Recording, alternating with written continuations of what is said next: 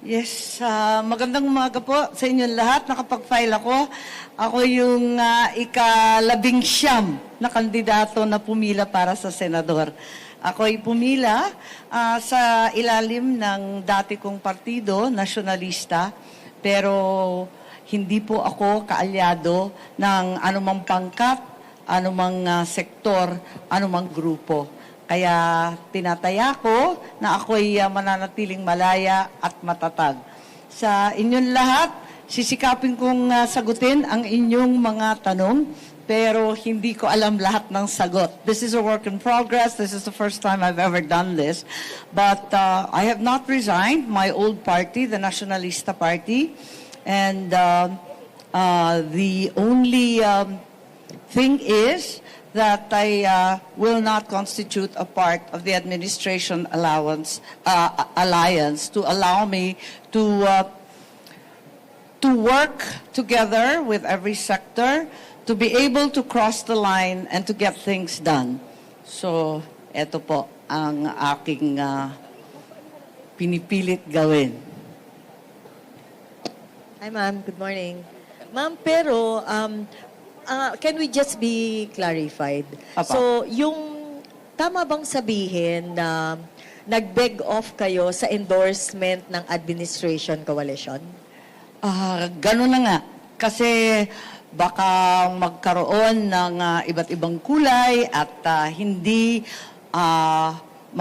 masara yung pinto sa iba't ibang sektor, mas maigi na. Alam naman natin ang halalan, madugo, mainit, mabagsik ang usapin, mas mainam na wala akong kalaban. Ayoko kasi ng ganoon, ang nais ko talaga, hindi tumahak ng dalawang ilog, kundi maging yung iisang ilog, ang malaking tubig, ang dagat kung saan magtatakpo lahat ng ilog. Para makausap natin lahat ng sektor, tatayo ako ng mag-isa. At yung NP, dati ko na kasi partido yon at wala naman tayong kikitang sabit sa hinaharap. Opo, pero Sen, bago po yun, nagkausap muna kayo ng presidente na i-discuss nyo po ito sa kanya. Wala nangyari kasi, sabi niya, paano ba ito kung magkaroon ng, syempre, yung banatan kapag eleksyon, di ba? Birahan, may laban-laban. Napaisip ako Sabi ko, paano? Kahit hindi ako ang magsalita ng maanghang o mag-insulto o kutsain yung sino man, okay lang yun. Ako, kaya kong hindi gawin yun kasi hindi naman ako palaaway. Sabihin na ako'y matapang o di kaya mataray pa. Okay lang. Pero hindi talaga ako palaaway. Baka hindi ko matiis kapag maanghang na yung sinasabi tungkol sa iba pang sektor. Ma'am, one last from my end. Po. Pero bukas po kayo sa possible endorsement, halimbawa po, ng kaibigan po ninyong si VP Sara dahil may hugpong siya na malaki ring partido. Hindi ko alam. Hindi ko pa napapag-usapan yun. Ang akin lang, pinili ko na maging malaya para hindi na ako kakampi kanino man, laban pa sa iiba, mas maigi na. Piliin na lang natin ang sambayan ng Pilipino. Okay. Michael Rogas, please. Ay ma'am, magandang umaga po. Michael Rogas po from Radyo Pilipinas. Ano po ang pakiramdam? Kasama po natin ang dating unang ginang sa pagpapile po ng ating Certificate of Candidacy. Yung nanay ko, excited. Hindi nakatulog yan. Alas 5, natulog. Biglang nariyan na. Alas 7, nasa simbahan na, nakikidasal. At inaasahan ko na talagang yung swerte at yung wisdom niya sa politika ay maibigay rin sa akin. Nabanggit na po kanina, sususugan ko lamang po yung naunang tanong about Vice President Sara. Kung sakaling magkaroon ng endorsement sa pagitan po ni VP Sara at sa inyo po, tatanggapin po ninyo, ma'am? Hindi natin alam. Ang hinihiling ko, yung endorsement ng lahat. Sana talagang tuloy-tuloy ang pagsusuporta at pagmamahal sa akin. Kanina sa labas, napakainit, pero nagdatingan yung iba't ibang panig mula sa Ilocos Norte, yung aking mga mayor. Pagkatapos dumating din yung mga IP namin, yung mga Tingyan, yung mga Igorot nariyan sa labas. Natutuwa naman ako dahil andyan yung endorsement ng iba't ibang senior citizen, yung ating mga TODA, yung ating mga young farmers at kung sino-sino pa. Kasi sa pakiwari nila, kahit papano, may nagawa naman tayo. Higit sa lahat sa mga magsasaka pagkat ako yung pasimuno doon sa pagmimigay ng mga titulo. Yung Agrarian Reform Condonation, yung bilyon-bilyon na utang na pasawala natin at nabigyan sa wakas ng individual titles ang ating mga magsasaka. Pero step 1 pa lang yan kasi alam natin, may titulo nga. Wala namang pera, wala namang pambili ng abono, wala namang pambili ng krudo. At dahil dito, tatakbo ako muli. Maraming hindi pa tapos. Andyan din sa labas, kasama ng mga seniors, yung ating mga PWD at saka senior citizens. Yung PWD at saka yung solo parents, wala pong tulong talaga ang pamahalaan sa kanila. Kaya andyan sila kasi sabi ko, pagkatapos ng seniors, unahin muna natin yung lola at mahirap na.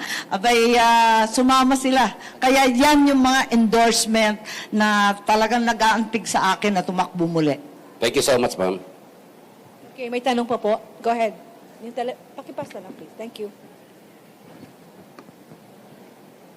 Hi ma'am, good morning po. Amor from Newswatch Plus. Ma'am, to clarify, yun pong filing po ninyo ay under nationalista Yes. party pa din po. Oo. So, but you also said na parang tinatarget nyo pong maging independent. So, where does it start and where Hindi, does kasi it end? alam naman ninyo, nagkaroon ng mga alyansa. Di ba may isang alyansa, 5 partido. May isa pang alyansa na 2-3 partido. Sa akin, mananatili lang ako sa partido ko dahil doon naman ako mulat sa poll at hindi na ako makikipag-alyado kasi parang gumuguhit ka ng linya. Ayoko nang ganun eh. Gusto ko, kausap ko lahat na makipagbate sa bawat isa at higit sa lahat may magawa. It's very, very important to me that I am able in every case to cross the line and to be able to speak to each and every sector and finally get the work done. Nagawa na rin natin yan, nagsimula dun sa ayuda. Kung maaalala nyo, yung konsepto ng ayuda ay talagang taliwas sa isipan natin. Pero nung panahon ng COVID-19, nangailangan talaga ng matindi ang lahat ng sambayanan. Kaya nagsimula tayo magbigay ng SAP 1, SAP 2, iba't ibang klase ng ayuda at pinalawak yung AIX. Ako noon yung chairperson at pasimuno noon under President Rodrigo Roa Duterte. Nung dumating na ang panahon ngayon, ayun, itinuloy-tuloy na lang natin yan. At nais ko pang ituloy na hindi lamang ayuda, kundi dagdagan pa natin ng sahod. Kahit hindi minimum wage, sahuran na natin ang marginal farmers, bigyan na rin natin yung mga naghihirap na toda, yung naghihikahos ng mga market vendors. So yan ang pakay natin. Tuloy-tuloy lang po para sa akin, yung nasimulan na condonation ng penalties sa interest ng mga agrarian reform beneficiaries. Nag-umpisa rin kay Presidente Duterte para sa akin tuloy-tuloy. Maganda itong nangyari kay Presidente Bongbong at ang nangyari ngayon, talagang natuluyan na at naibigay na yung mga titulo. Ang sumunod naman dyan, bigyan natin ng tulong sa abono, sa krudo, sa binhi at iba pa. Okay, next. Go ahead. Just one more question po from me, ma'am. Would you care to comment po on the administration slate? Yun pong ngayon 11-man senatorial slate. May mga nagsasabi daw po kasi na same old faces and family members. Yun pong mga nandun sa slate. Would you care to comment on that po? Mahirap mag-comment, hindi na ako kabahagi eh. Pero sabi naman ng aking kapatid, okay lang, naintindihan naman niya. Lagi naman ako pasaway nung bata pa kami. Kaya sabi ng kapatid ko, ayos lang, susuportahan pa rin ako. Ako naman, hindi naman kami kailanman nag-aaway, hindi naman kami nagsasagutan o nagkakainitan. Ang amin lamang, talagang ito paniwala ko na higit ako makakatulong sa kanya at hindi siya malalagay sa alanganin. Ganon din ang iba pang mga pangkat, baka mag-alangan sila sa akin at kung ano-ano pa maisip, mas maigi na wag nang mag-alyansa. Okay. Good morning, ma'am. Dwight De Leon po from Rappler. Some pre-election surveys are placing you on the bottom half of the Magic 12. Does this worry you? And what can you say about some observations that baka daw dahil hindi kayo makapili ng isang side between the fight between your family and the Duterte family? Ang aga-aga pa para makinig sa survey. These are all so early. So tingnan natin as this goes. Ako lang, kayod marino pa rin lang. Ganyan naman talaga yung ginagawa ko. So ikot lang ng ikot. Yung ikalawa mong tanong, yung nasagot ko na hindi ako namamangka sa dalawang ilog, kundi inaasahan ko na ako ang maging ilog kung saan nagtatakbo ang lahat ng tubig. Okay, thank you, ma'am. Thank you, ma'am. Time is Okay. 48 minutes. Time is up. Yes, Thank you, maraming Madam. salamat. Pasensya po. Time's up daw eh.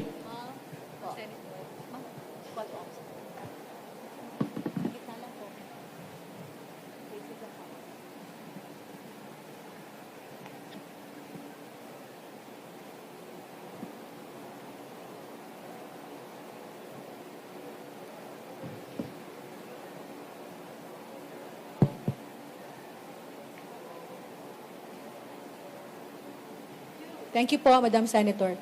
Ma'am, ito na po.